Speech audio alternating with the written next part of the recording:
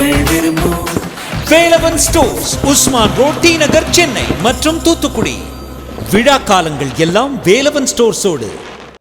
பற்றுதலை, பாசத்தை குறிப்பிட்டார். அவர் என் மீது காட்டுகிற பற்றுதலையும் பாசத்தையும் நான் பெரிதும் மதிக்கிறேன், மகிழ்ச்சி அடைகிறேன். அவ்வப்போது சிறுத்தைகளின் துணையோடு தான் நாங்கள் வெற்றி பெற்றோம் என்பதை நினைவூட்டி கொண்டே இருப்பார். நாடாளுமன்ற தேர்தலில் நாம் பெற்ற வெற்றியை விட வரவிருக்கிற சட்டமன்ற பொது தேர்தலில் நாம் பெறவிருக்கிற வெற்றிதான் வரலாற்று முக்கியத்துவம் வாய்ந்தது. ஆகவே தருமபுரி மாவட்டத்தில் உள்ள அனைத்து சட்டமன்ற தொகுதிகளிலும் நாம் 100க்கு 100 வெற்றி பெற்றாக வேண்டும்.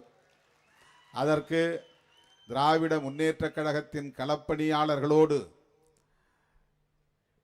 ஈடுகொடுத்து வீரியத்தோடு பணியாற்ற சிறுத்தைகள் தயாராக இருக்கிறோம். அந்த உறுதியை நான் சொல்ல கடமைப்பட்டிருக்கிறேன். தருமபுரி மாவட்டத்திற்கு மட்டுமல்ல, தமிழ்நாடு முழுவதும் திராவிட முன்னேற்றக் கழக தோழர்களோடு அவர்கள் பாய்கிற வேகத்திற்கு இணையாக ஈடாக விடுதலை சிறுத்தைகளும் களத்தில் நிற்போம், வெற்றியை குவிப்போம்.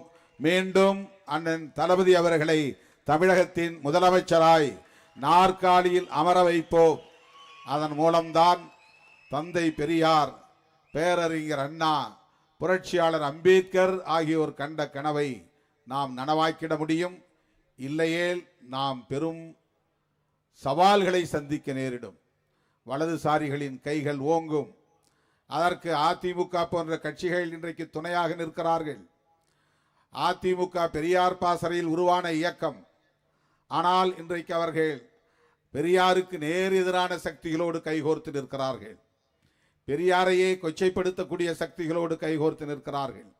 பெரியார் அரசியலையே தமிழ் மண்ணில் இருந்து துடைத்தெறிய வேண்டும் என்று துடிக்கிற சக்திகளோடு கைகோர்த்து நிற்கிறார்கள். அது திராவிட அரசியலுக்கு எதிரானது என்பதை புரிந்தும் செய்கிறார்கள். பெரியாருக்கும் அவர்களுடைய மானசீக குரு தலைவர் எம்ஜிஆர் அவர்களுக்கும், ஏன் ஜெயலலிதா அம்மையார் அவர்களுக்கும் கூட செய்கிற துரோகம் என்பதை மறந்துவிட்டு அதை செய்கிறார்கள். ஆனால் அவர்களிடமிருந்தும், வலதுசாரி சக்திகளிடமிருந்தும், பிற்போக்கு சக்திகளிடமிருந்தும் இந்த மண்ணையும் மக்களையும் காப்பாற்ற வேண்டுமானால் திராவிடியன் மாடல் என்கிற பெரியார் மாடல் அரசு, அண்ணா மாடல் அரசு, முத்தமிழறிஞர் கலைஞர் அமைத்த நிறுவிய அரசு மீண்டும் இந்த மண்ணில் தொடர வேண்டும் என்பதை விடுதலை சிறுத்தைகள் கட்சி உணர்ந்திருக்கிறது. அந்த அடிப்படையில் தான் அண்ணன் தளபதி அவர்களோடு நாம் கைகோர்த்து நிற்கிறோம், தொடர்ந்து களமாடுகிறோம். 2026 சட்டமன்ற பொது தேர்தலுக்கு விடுதலை சிறுத்தைகள் கட்டியம் கூறுகிறோம். நாம் 234 தொகுதிகளிலும் மிகப்பெரிய அளவிலே வெற்றிகளை குவிக்க வேண்டும். தமிழ்நாடு மீண்டும் நம்முடைய கூட்டணி தான் வெற்றி பெறும் என்கிற நிலையை உருவாக்கிட வேண்டும்.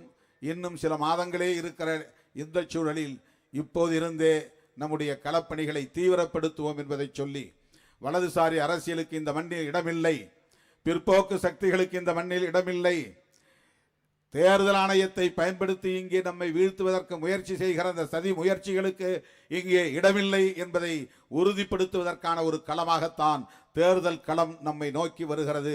அதற்கு தயாராவோம் என்று சொல்லி மணமக்களை வாழ்த்தி வாய்ப்புக்கு நன்றி கூறி முடிக்கிறேன். நன்றி, வணக்கம். அடுத்தபடியாக நீங்கள் ஆவலோடு எதிர்பார்த்து கொண்டிருக்க